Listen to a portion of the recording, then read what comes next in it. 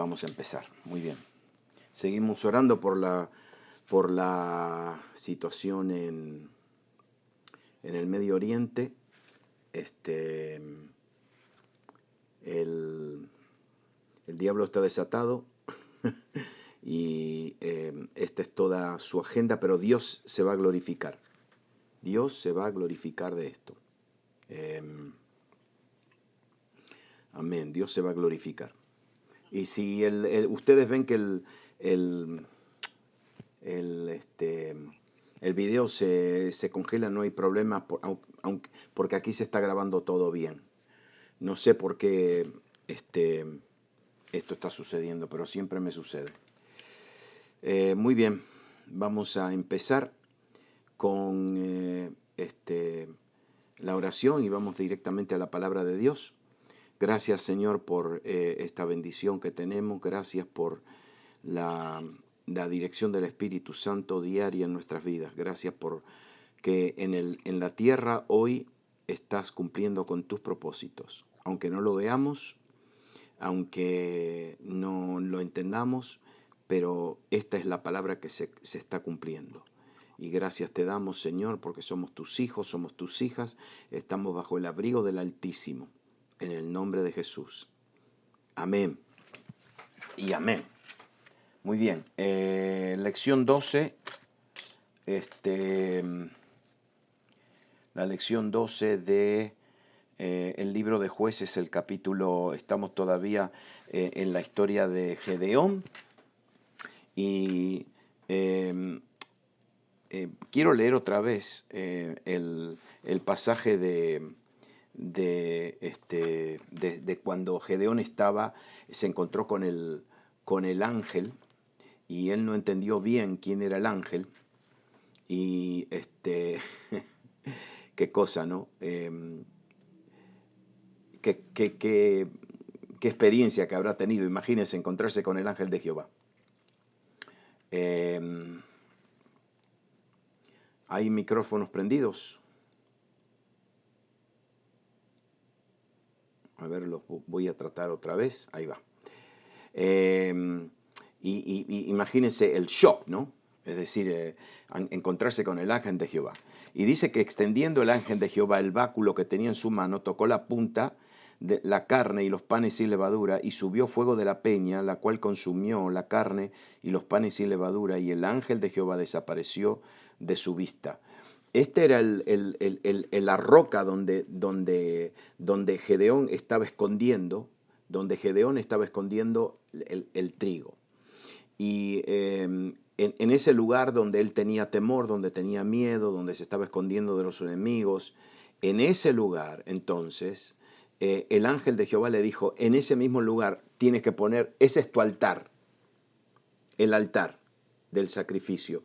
Así que puso el sacrificio sobre esa misma peña y no había fuego, lógicamente. El ángel del Señor, el Señor Jesús, una manifestación de Cristo en el Antiguo Testamento, él toca el sacrificio y lo consume. ¿Qué significa esto? Cuando un sacrificio es consumido es porque es aceptable. El olor fragante, el olor fragante del sacrificio se eleva a la presencia de Dios y es como un símbolo que se está elevando y es símbolo de que Dios lo está aceptando. Ustedes saben que en el templo de Jerusalén, en el templo, especialmente en el templo de Salomón y después en el templo que fue reedificado, ¿ustedes saben lo que había encima del edificio donde estaba el santuario, el lugar santo y el lugar santísimo? ¿Saben lo que había? Se levantaba una columna de humo. Continuamente. Se elevaba una columna de humo 24 horas al día, 7 días a la semana. Y los historiadores cuentan de que aunque era una columna de humo que se elevaba, no importa si venía, qué viento venía. El humo no se movía. Eso es algo sobrenatural, ¿no? ¿Y qué era símbolo de eso? Bueno, era símbolo de que estaba subiendo el incienso y que Dios lo estaba recibiendo. El ángel entonces, cuando el fuego es prendido y el humo sube, el ángel del Señor dice que se desapareció de su vista. Es decir, y está escrito en la manera como explicando que el ángel subió con el humo. Se subió en la dirección del humo. Y Gedeón, claro, vio eso y ahí se dio cuenta que era Dios que estaba en su presencia. Y empezó a gritar y dijo, Señor, que he visto al ángel de Jehová cara a cara. Pero el Señor le dijo, no te vas a morir. No morirás. Y entonces ahí dice el pasaje que retomamos hoy, que Gedeón edificó un altar a Jehová y lo llamó Jehová Shalom. ¿Por qué lo llamó Jehová Shalom? Y porque el Señor le dijo, no, pasa a ti, no tengas temor, no morirás. Entonces, como el Señor le declaró Shalom, le dijo Shalom, entonces él le puso por nombre al altar Jehová Shalom. Y dice que el cual permanece hasta hoy en Ofra de los Abiseritas. Y de gratitud a Jehová, para dar testimonio de la revelación que recibió, Gedeón le construye un altar debajo de la encina, debajo del mismo árbol, donde estaba la roca, donde se vino a sentar el ángel. En ese mismo lugar, Gedeón le construye un altar. Eso de construir altares era muy común en las personas que tenían un encuentro con Dios. Por ejemplo, Abraham, en Génesis, dice que Abraham pasó por aquella tierra hasta el lugar de Siquem, hasta el encino de Moré, hasta el encino de Moré, una encina. Y Abraham también, hasta la encina. Y el cananeo estaba entonces en la tierra. Y apareció Jehová a Abraham y le dijo, a tu descendencia daré esta tierra, y edificó un altar a Jehová, quien se le había aparecido. Abraham. Es decir, un altar, bueno, ustedes se acuerdan de la historia de Jacob, ¿no? Jacob fue a Betel y Dios le dijo, levántate y sube a Betel y quédate allí y haz un altar al Dios que se te apareció cuando huías de tu hermano Esaú. Es decir, todas las veces que hombres y mujeres de Dios en la Biblia, especialmente en el Antiguo Testamento, tienen un encuentro con Dios, Dios se le aparece, tienen una revelación de Dios, ¿qué hacen? Levantan un altar. Edificó un altar, Jacob edificó un altar ahí en Betel, porque allí le había aparecido Dios cuando huía de su hermano. Es decir, el altar, a ver, no quiero usar palabras místicas, esotéricas, todas esas palabras, pero un altar era como un portal.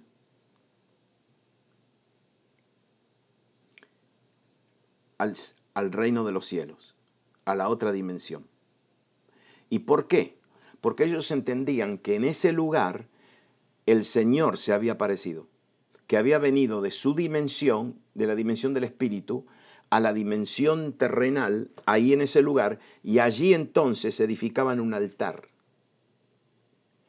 Porque allí habían experimentado una aparición del Señor. No quiero meterme más en esto, pero los altares, los altares no son como los altares que nosotros tenemos en la iglesia hoy.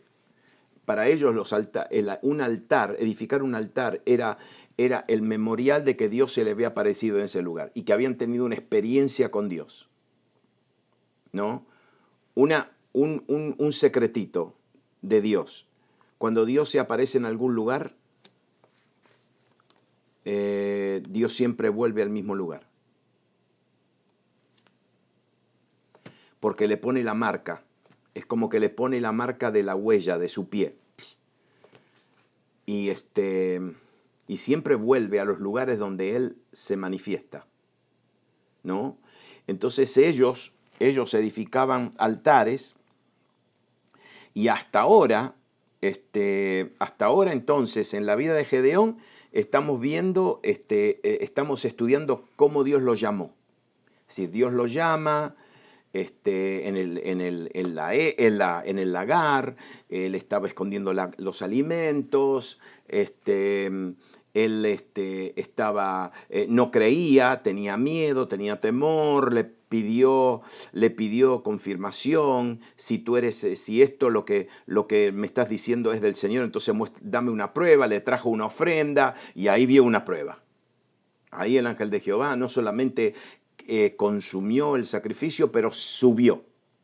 Él lo vio subir, ¿no? Claro, ¿qué más prueba? No, pero está bien, porque él ahora va a pedir más pruebas. Y entonces ahora aquí hay un cambio en la historia de Gedeón. Del llamado de Dios a Gedeón, ahora entramos a la primera misión que Dios le da. La primera asignación.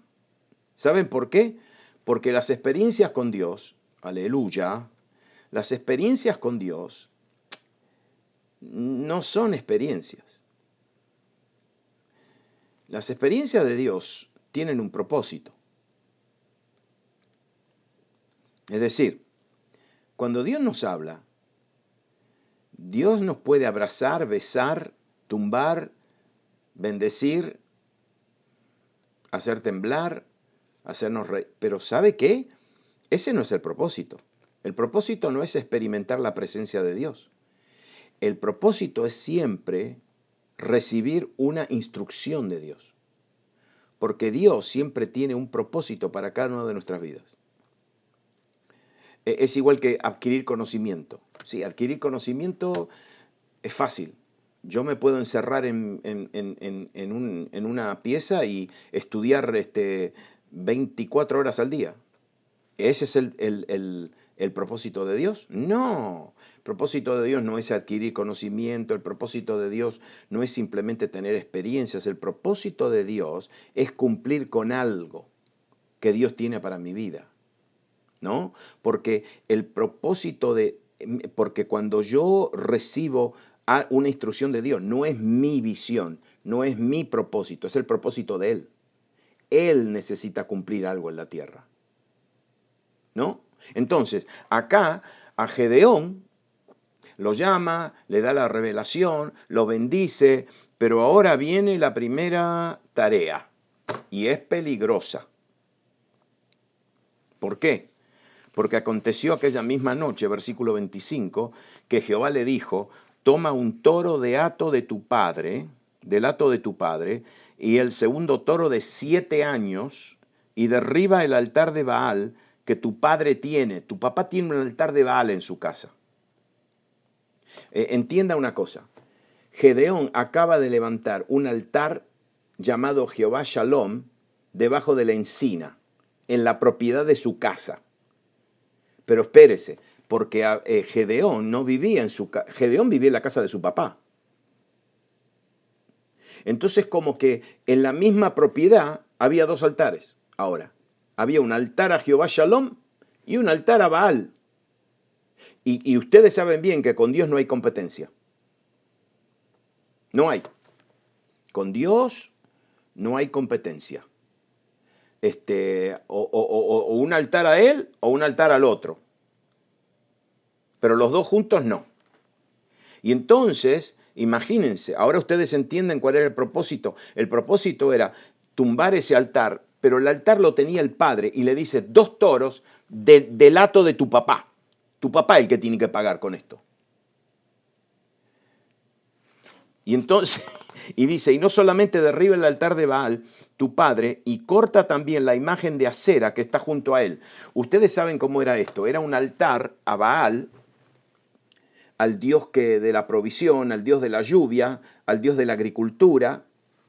Y después al lado del altar de Baal tenían un palo, la imagen de Acera. Y la imagen de Acera era como un tronco de árbol que estaba tallado. y después lo enterraban en la tierra. Y ¿saben cómo eran? ¿Ustedes alguna vez vieron en una película, yo lo he visto en persona, los tótems de los indios? Los tótems, esos palos todos con caras, con cosas, sí. Bueno, ese era como una imagen de acera, ¿no? Y entonces Dios le dice, el altar derribado y cortado la imagen de acera, y edifica altar a Jehová tu Dios. Ahora, edifica un altar en ese lugar a Jehová tu Dios, en la cumbre de este peñasco, en lugar conveniente. Y tomando el segundo toro, sacrifícalo en holocausto con la madera de la imagen de acera que has cortado. Miren, aquí hay un jueguito de palabras, porque ¿se acuerdan cuántos años tenía el segundo toro que él tenía que sacrificar? 7 años. ¿Sabe cuántos años ellos estaban bajo la opresión de Madián? 7 años. Es decir, le dijo que sacrifique un toro según los años de la opresión que había bajo los madianitas. Mire, esto es sorprendente. ¿Sabe por qué? Porque en Israel era el deber de todo Israel destruir altares paganos. Porque en la religión cananea, el toro representaba al dios El, a Dios, al El, E-L, El. El toro era un animal sagrado para ellos. Y entonces, el Señor, Jehová le dijo, Gedeón, hay que destruir el altar del toro, con el toro, y el otro también. Y dicho sea de paso, el árbol, la imagen de acera, el árbol de acera, ¿sabe lo que representaba? Para ellos, para los cananeos, el árbol de la vida. Porque como era acera, era la diosa de donde salía la vida.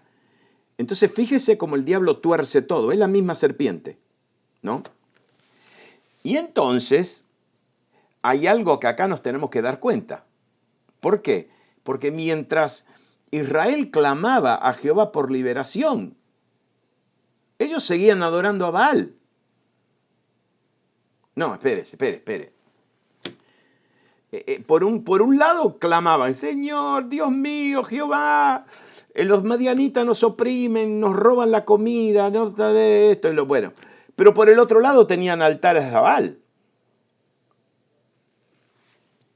Ah, y el encargado del altar de Baal era el papá de Gedeón.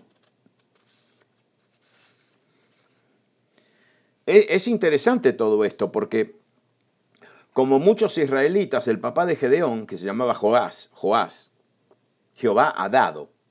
Jehová ha dado, dice. Joás significa Jehová ha dado. Pero ¿y cómo va a adorar a Baal creyendo que Baal le va a dar?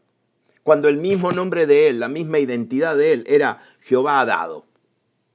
Es triste, ¿no? ¿Sabe cómo se llama, dicho sea de paso, esto? Se llama sincretismo. Y hoy un gran porcentaje de los cristianos son sincretistas. ¿Por qué? Porque no adoran a dioses falsos, pero quieren adorar a Dios, pero después ponen su confianza en otras cosas.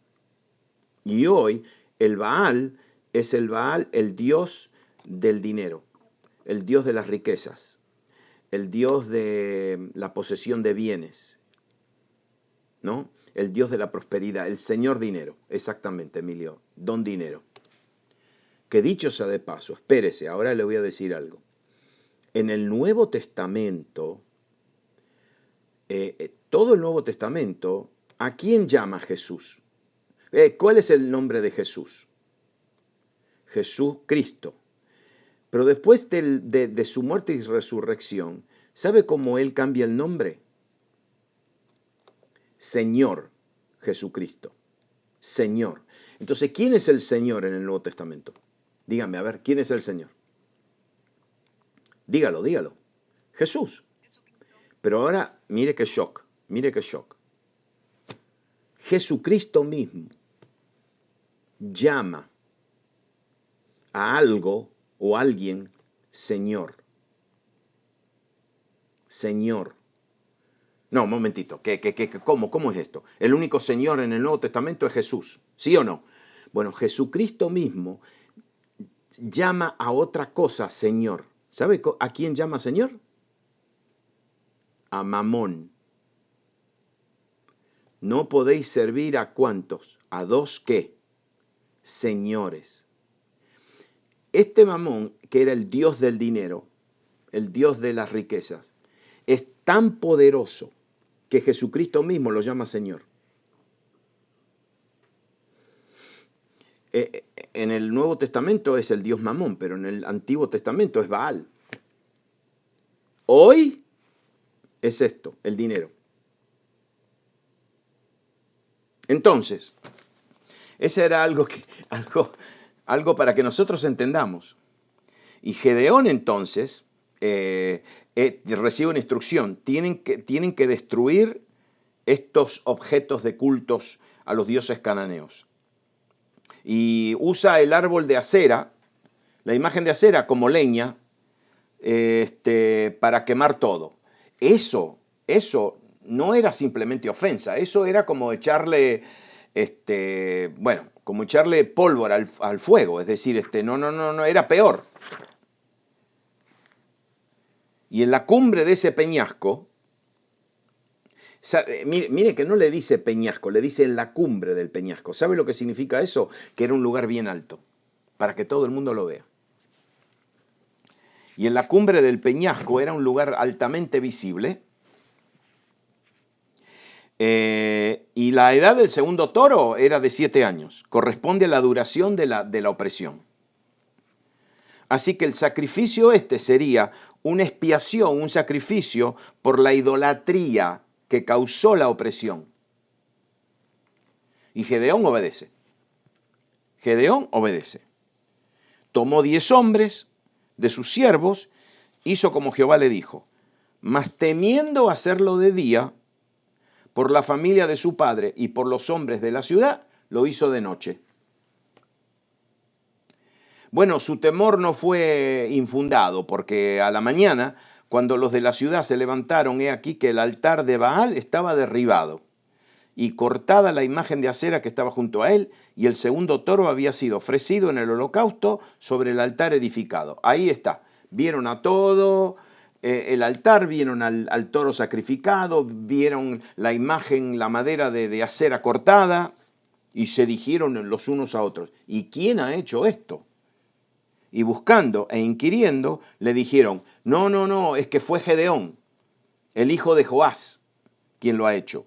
Entonces los hombres de la ciudad le dijeron a Joás, saca a tu hijo para que muera, porque ha derribado el altar de Baal y ha cortado la imagen de acera que estaba junto a él. Y cuando se dieron cuenta, lo querían matar, creían que tenía que morir. ¿Por qué? Porque tenían temor de que los dioses que Baal y Acera iban a castigar a la ciudad. Fíjese qué cosa, ¿no? Cómo estaban convencidos. Estos eran israelitas. Israelitas. Y para sorpresa de todos, el encargado de la destrucción del altar era el hijo de Joás, el Gedeón. Entonces, fíjese lo que dice el papá, Joás. Le dice, ¿ustedes van a defender a Baal? ¿Van a defender su causa? Si Baal es un verdadero Dios, que se defienda él mismo, le dijo. Este Joás, entonces, ¿sabe lo que hace Joás? Se pone al lado, no de Dios, se pone al lado de su hijo. Defiende a su hijo. Entonces, claro, Joás no solamente defendió a su hijo, pero reta a Baal. Dice, si este Baal es un Dios, que se defienda, que se manifiesta.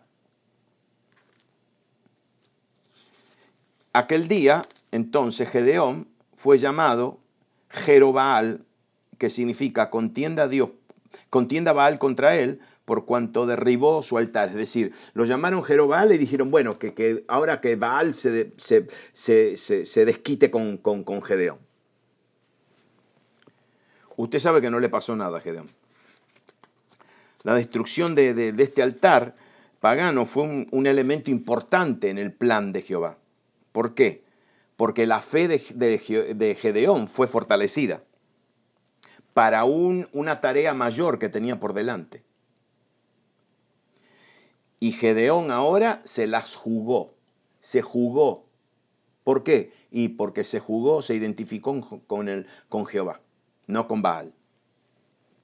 Los abisieritas vieron la debilidad de Baal frente al representante de Jehová.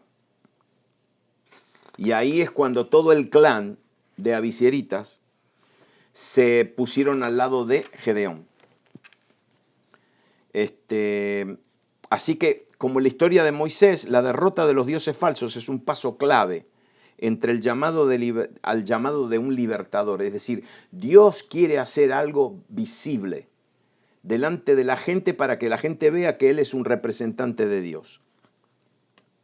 Ahora, el versículo 33 empieza con una de mis palabras favoritas, pero, todo esto está pasando, gloria a Dios, el altar, que es esto, que los abisieritas, ahora se ponen del lado de Gedeón y se identifican con Jehová, pero al mismo tiempo los madianitas y los amalecitas y los del oriente se juntaron a una y pasando acamparon en el valle de Jezreel, valle de Armagedón. El valle de Jezreel es el valle de Armagedón. Ahí es donde se pelean todas las batallas contra Dios y donde pierden las batallas contra Dios. Porque en Armagedón pelea Él. Ok, se lo voy a repetir. En Armagedón no pelean ejércitos de hombres. Pelea Él contra sus enemigos. La última gran batalla en Armagedón no va a ser peleada por... Es decir, usted sabe lo que dice la Biblia, que Dios mismo, lo va a enganchar, así, le va a poner ganchos en su quijada y los va a traer hacia Armagedón para destruirlos. Entonces, Armagedón es un lugar muy especial. ¿Por qué? Y porque ahí Dios siempre vence, ahí Dios siempre trae a sus enemigos para avergonzarlos. Y entonces acá los madianitas, el enemigo no sabe, ellos no saben. Pero se juntaron en ese valle. Entonces yo quiero que usted vea estas dos palabritas. Pero los madianitas y los amalecitas. Pero el enemigo se juntó. Pero entonces el Espíritu de Jehová vino sobre Gedeón. Siempre. Hoy grabé un mensaje que no sé cuándo lo van a pasar en la iglesia, en Rey de Reyes, donde yo hablo de algo de esto, que cuanto peor es la prisión y la tribulación, más grande la gracia de Dios. No, usted no, espere, porque la gracia viene, la medida de gracia viene según la medida de la tribulación. ¿La entendió esa? Un problemita así insignificante viene una gracia a la medida de ese problemita, pero un problemote grande viene una gracia inmensa de parte de Dios. Oh, Dios sabe distribuir y repartir medidas de gracia. ¡Wow! Entonces acá se levantaron todos los enemigos, pero entonces, ¿qué sucede? El Espíritu de Jehová vino sobre Gedeón y cuando éste tocó el shofar, el cuerno, los abisieritas se reunieron con él. Claro, habían visto a Gedeón cómo le hizo frente a Baal. Y ahora los del clan de él lo único que tuvo que hacer es tocar el shofar. Mire, el shofar es un cuerno. Es un sonido. Pero en ese sonido no había sonido de shofar. Ahí estaba el Espíritu Santo. Porque el que estaba soplando el shofar era Gedeón. Pero Gedeón estaba lleno del Espíritu Santo. Y el que estaba soplando el shofar no era Gedeón, era el Espíritu Santo. Por eso vinieron toda la gente. Y envió mensajeros por todo Manasés, y ellos también se juntaron con él. Asimismo envió mensajeros a Aser, a Zabulón, a Neftalí, los cuales salieron a encontrarse. Y ahí vienen los nómadas. los madianitas y los amalecitas. Y en el momento que Gedeón le tiene que hacer fuerte, convoca a todos los ejércitos de las tribus del norte de Israel. Y viene la investidura del Espíritu Santo, que es un cumplimiento. ¿Por qué vino? Porque Dios le prometió, yo voy a estar contigo. Yo voy a estar contigo, no te dejaré, yo voy a estar contigo. Entonces la investidura del Espíritu Santo es un cumplimiento de la promesa de Jehová de estar con él. Le voy a explicar algo de esto de que el Espíritu Santo vino sobre Gedeón. ¿Sabe cómo está escrito acá? Y el Espíritu Santo vistió a Gedeón. Lo vistió. Ahora, no se impresione porque ninguno de nosotros estamos vestidos del Espíritu Santo. El Espíritu Santo está en nosotros. Pero en aquel tiempo ellos iban vestidos o revestidos del Espíritu Santo. Y cuando Gedeón entonces tocó el shofar, todo el clan respondió. Iban a seguir a una persona que había triunfado, que le había hecho frente al dios Baal. Y entonces se reunieron Manasés. Todas estas tribus que vinieron eran las tribus que estaban bajo amenaza. Y cuando su ejército está reunido, espérese. Ahora de repente todo el ejército está ahí con Gedeón. ¿Y sabe lo que le agarró a Gedeón? Otra vez, miedo, temor. Está bien, es un ser humano. Y Gedeón dijo a Dios, entonces, si has de salvar a Israel por mi mano, como tú lo has dicho, he aquí que yo pondré un vellón de lana en la era, y si el rocío estuviere en el vellón solamente, quedando seca toda la otra tierra, entonces entenderé que salvas a Israel por mi mano, como lo has dicho.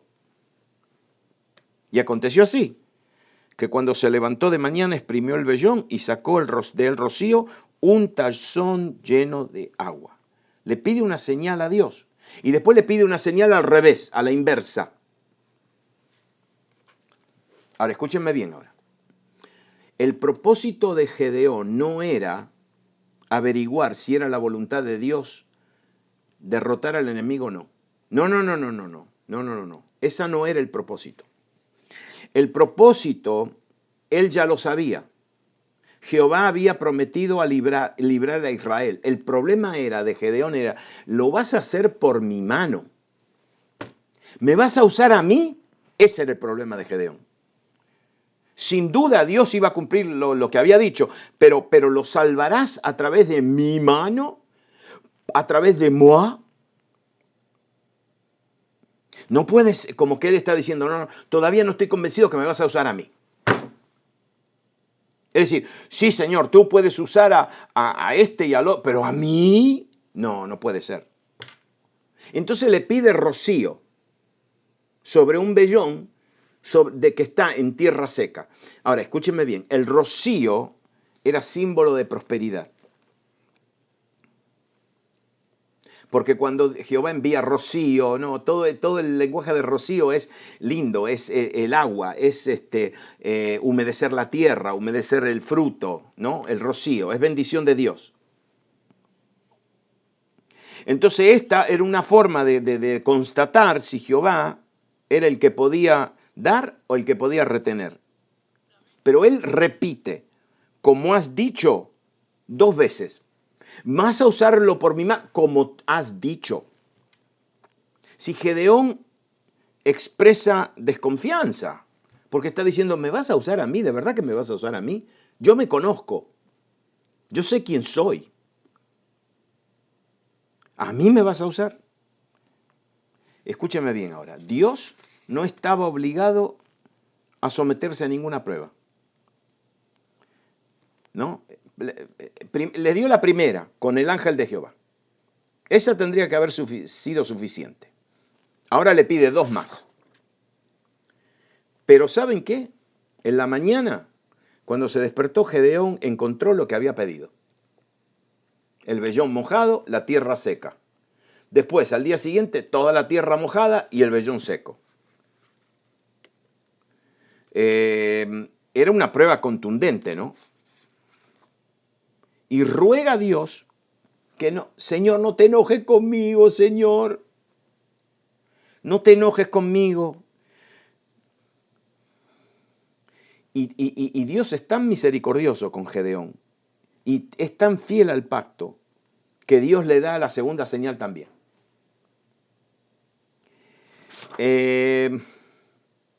Gedeón pone en tela de duda la palabra de Dios Todopoderoso. Y el Señor, en cambio de enojarse,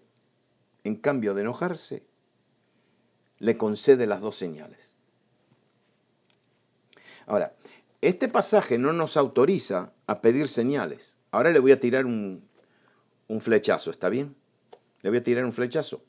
Bueno, este pasaje no nos autoriza a pedir señales para averiguar la voluntad de Dios. No nos autoriza. En ninguna parte de la Biblia Dios promete dar señales milagrosas a sus hijos para guiarlos. Dios no promete eso. Más bien, Él espera que nosotros busquemos sabiduría en oración y en el estudio de la palabra para conocer sus caminos, ¿no? Cuando Dios envía señales, es por su gracia y misericordia. Y las da solamente cuando Él quiere. En la historia de Gedeón, las señales milagrosas responden a su falta de... Escúcheme bien ahora, mire. Las señales de Gedeón responden a su falta de fe. Entre más fuerte la fe, menos necesidad tenemos de pedir señales.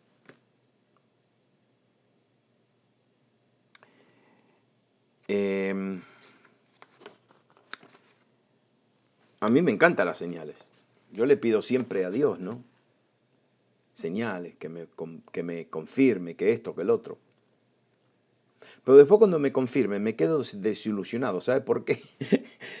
Porque digo, veo a Dios que confirma algo y después digo, pero si Dios me lo mostró eso, si yo sabía. Exactamente. Gedeón estaba creciendo. Ahora, hay creyentes que... ¿Cuántos de ustedes saben que Dios es un buen papá? Es un papá maravilloso. Es un papá buenísimo, bueno, cariñoso. Y ahora esto es lo que hemos aprendido en el caminar, ¿no? Hay creyentes que todavía están en sus primeros años de la fe. Y cuando un niño de 3, 4, 5, 6 añitos quiere que le muestre amor, cariño, un abrazo, un beso, ¿quién se lo va a negar? ¿Quién se lo va a negar? Entonces, nuestros hijitos, nuestros nietitos siempre quieren estar con nosotros, se nos suben en las rodillas, y quieren jugar, y quieren abrazarnos, y quieren tirarse encima, jugar. Ahora, claro, los que tenemos hijos más grandes, yo tengo un hijo de 27 años que es más grande que yo, y yo no le tengo que comprobar nada a mi hijo. Mi hijo no me va a decir, oh, papá, me tenés que dar un beso, un abrazo, porque si no... No. Él ya sabe. Y con Dios es lo mismo. Dios es un buen padre. ¿Y saben qué? Muchas veces, debido a nuestra debilidad, debido a nuestra falta de fe, debido a nuestros ataques que recibimos, ¿sí? Algunas veces, por ejemplo, nuestro sistema inmunológico espiritual está debilitado, se debilita. El diablo nos da tantos golpes en la vida, y para acá y por allá, que nos debilitamos. Y a usted le parece que Dios va a venir y te va a decir, levántate, qué vergüenza. Bla, bla. No, Él es un buen padre. Y cuando ve que nosotros necesitamos un abrazo y un beso y una señal, Él la da. Él la da. Pero un creyente que es fuerte y es maduro y conoce a Dios y ha experimentado los caminos de Dios, las señales son raras, porque no tenemos que no tenemos que confirmar, no tenemos que confirmar las promesas de Dios en nuestra vida. Nosotros ya sabemos que Dios es fiel y lo hemos visto en el pasado. Eso no significa que no le tenemos que pedir, pero le doy un secreto. Nosotros pidamos todo lo que querramos, pero Dios da señales cuando Él quiere. Cuando Él quiere y cuando tiene algún propósito, especial. Si no, Él nos dice que nosotros no caminamos por vista, pero caminamos por fe. Ya está. Yo no le estoy diciendo que no pidan señales. Sí, ustedes pidan todo lo que quieran. Total, pedir es gratis. Ahora, que el Señor me responda es otra cosa. Es otra cosa. Bueno, ¿saben qué? Yo tengo que correr porque hoy tengo reunión y tengo enseñanza. No le hagan caso a Toto. No. Mentira. Lo que él está diciendo no es verdad. Es que me quiere molestar. Me quiere molestar. Es el aguijón. Pero ¿saben qué? El aguijón de Toto a mí me hace reír. Me hace cosquilla el aguijón de Toto. Bueno, la verdad que tengo que salir corriendo. No escucho nada. No sé lo que me pasa acá, pero no escucho nada. No sé por qué. Bueno, voy a detener la